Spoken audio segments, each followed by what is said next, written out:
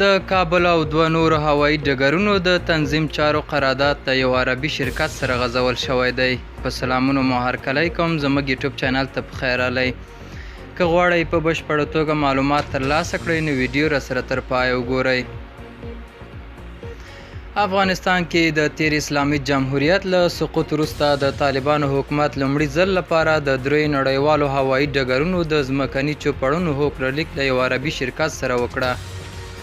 د یادې هوکړې له مخې به په متحده اماراتو کې د ګاګ کمپنۍ د کابل، هرات او کندهار هوایي ډګرونو د تنظیم او کنټرول مسؤلیت په غاړه ولري. د طالبانو او یاد عربي شرکت ترمنځ دا هوکړه الوتکو ته په هوایي ډګرونو کې ځمکني چوپړونه وړاندې کول تر نوم لاندې شوې ده.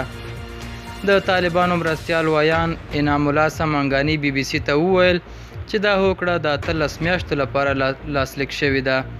د نوموړي په خبره شوې هوکړه عملیاتي ده او امنیتي برخه پکې نه ده شامله.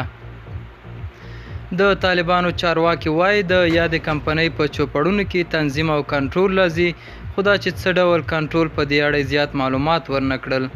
دا و زموږ نننۍ چمتو شوی ویډیو. تر بیا ښه وخت، ښې چارې.